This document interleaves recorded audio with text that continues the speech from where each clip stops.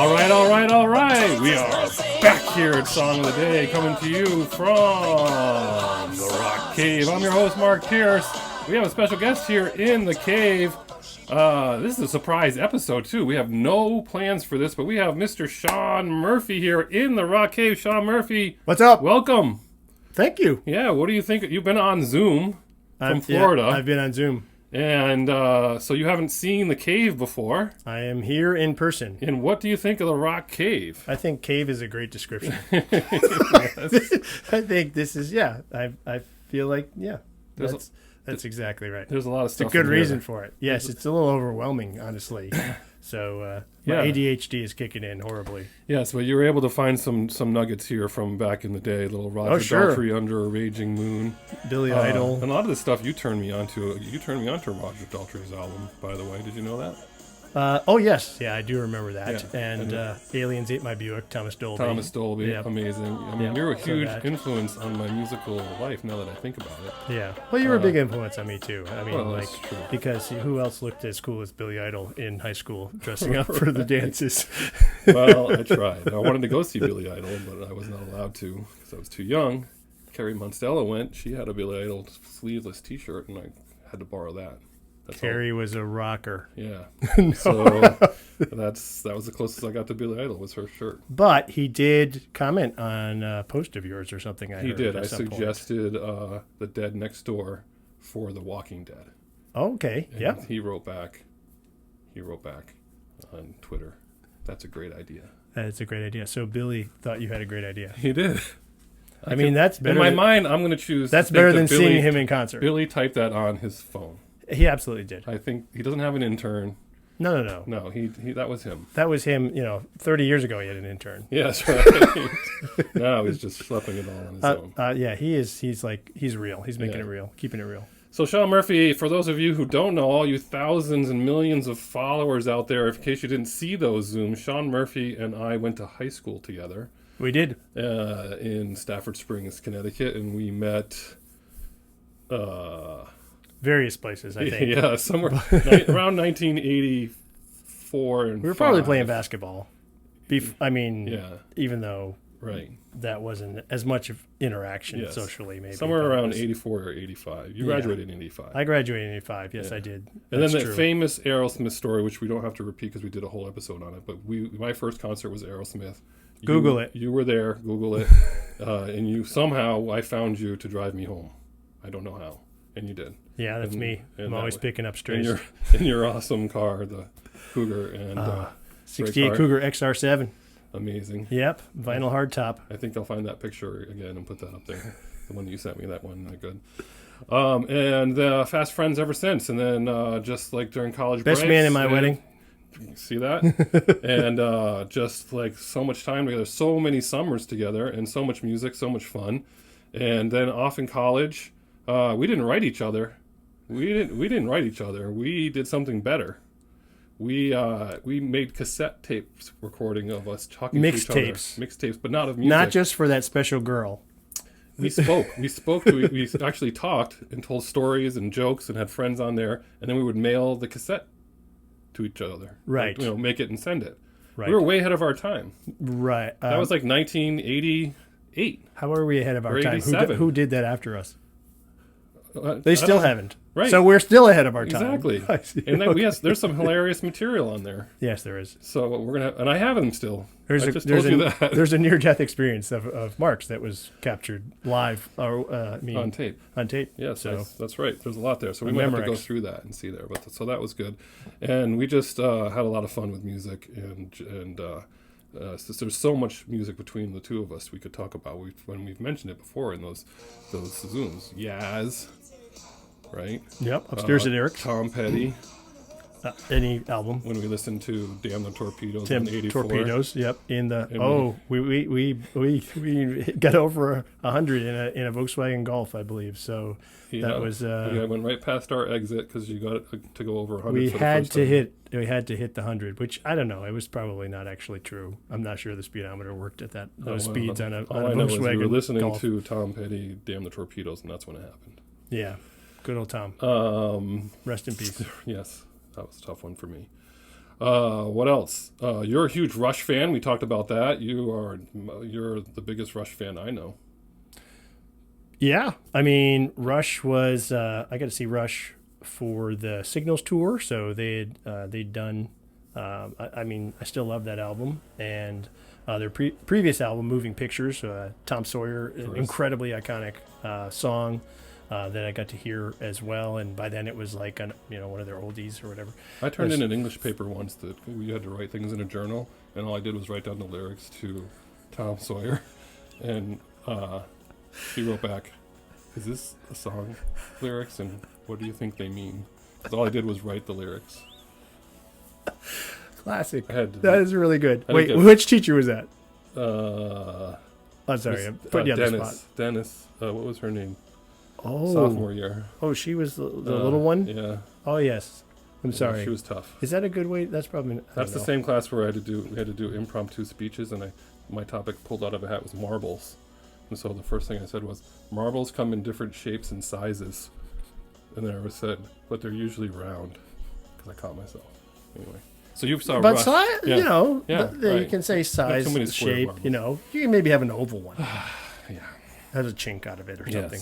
Oh, that would work. So you got to see Rush more than once? Signals tour? I saw Signals. I think I saw Hold Your Fire. Okay. I think I got to see as well. And but I think for me, probably between Permanent Waves, Moving Pictures, Signals, those albums, that sort of area is really when I spot for you. Yeah, that's for Rush. That's it for me. But. And you just told me that you saw U2 Joshua Tree Tour in where? Tampa. In Tampa. Yep. In Tampa. That was 89. I think I saw that. So that was like the original Joshua Tree Tour, kiddos, not the one that happened during your lifetime. Right. That's amazing. That's a good one. We were talking, let's see, so we covered that, and you're wearing this shirt. I am wearing the shirt. And you just saw somebody concert last week. We were talking about Sammy Hagar, the concert. So I told you I saw a really excellent concert, one of the best concerts I've seen in the last few years. And I told you Sammy Hagar, and you were kind of like, yeah, all right. And that's kind of like right, like I'm doing right now.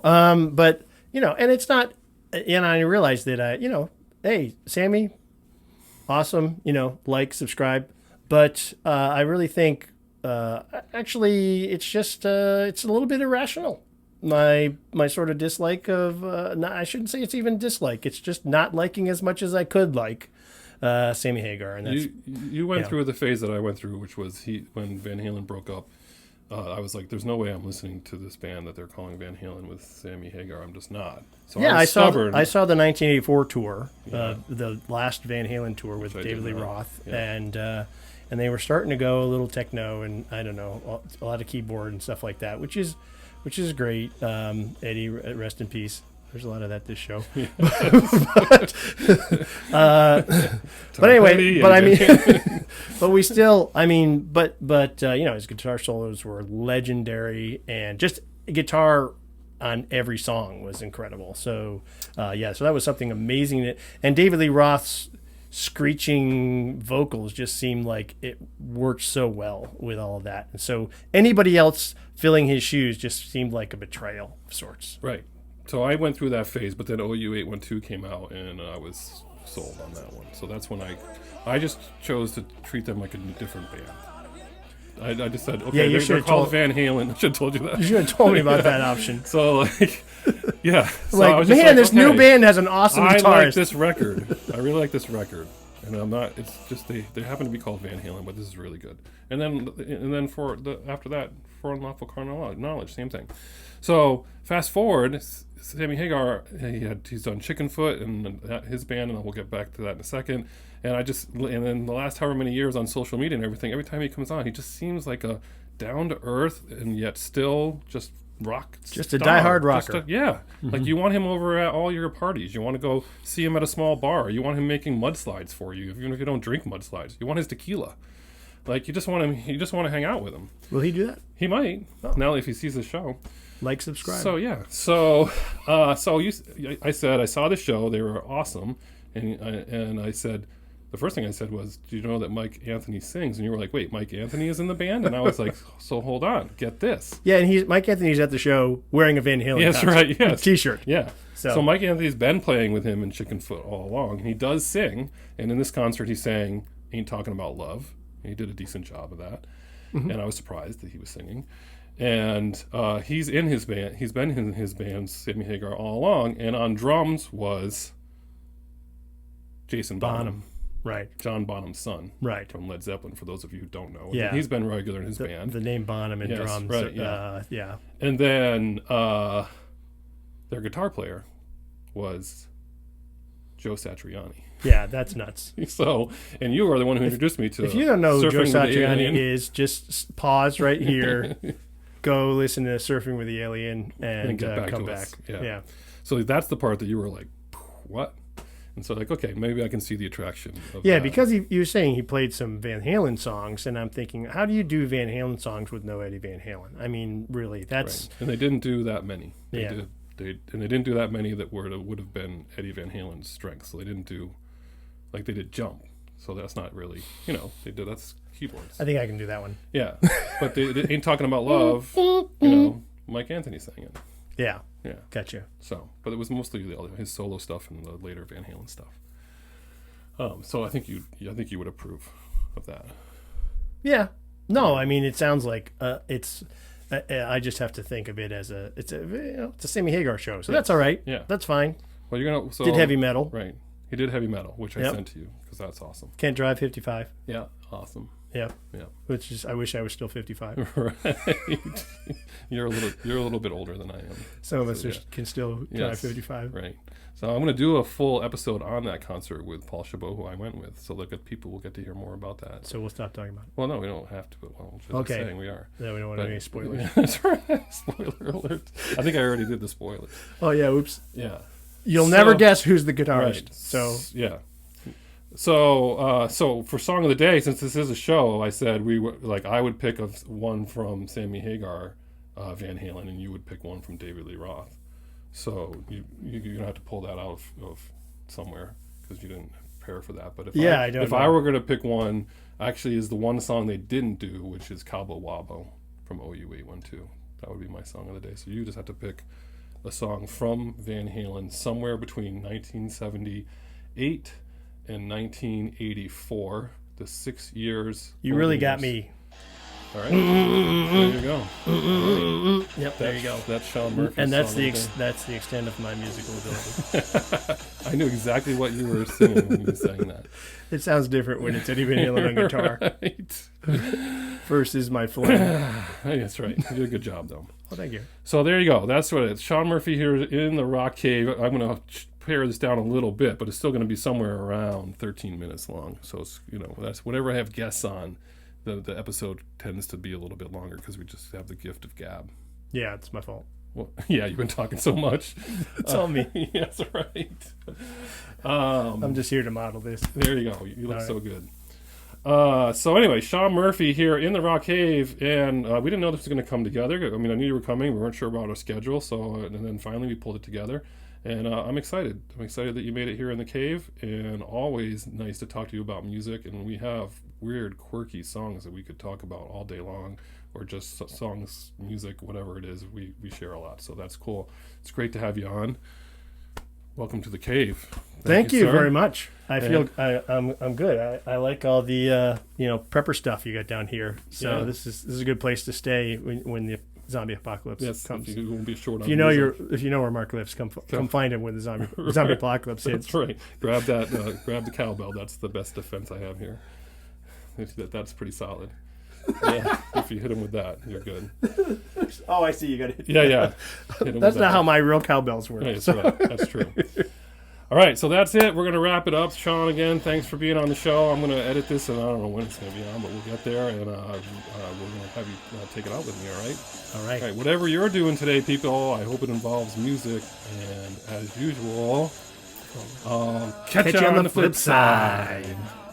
Yes. I don't know what you will. Girl, you really got me now. You got me so I guess that night. I'm good. All right, so you get in the habit of looking at yourself when you do shows, which is fine. Well, but in life, who wouldn't want to? Right. But in life, right there. Okay, that's good. All right, are we done now? Almost. The intro. All right. Are you going to say all right? No. Okay. I mean, come on. And then, but on the way out, Catch you on the flip side. you got to do that. Yes. Safe. Okay. All right. So we're gonna start. You're gonna start the thing. Yeah. And then we're Okay. going to start chatting, and eventually we'll get to Vanity One. I might bring up Or Aaron not, Smith. whatever. I might bring up.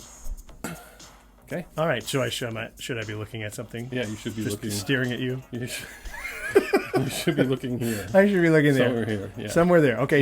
Because Yes. that's the problem. I was like, I'm You're supposed to look right in the middle. look- No, here. You're No, like no, the middle. here. You're pointing at the middle. Right. That's the problem. I'm sorry. You're not Yes. going to be able to record this. No, it's recording now. No, that's what I'm saying. Like, there'll be nothing left. No, this happens all the time. That's what editing is for. Yeah.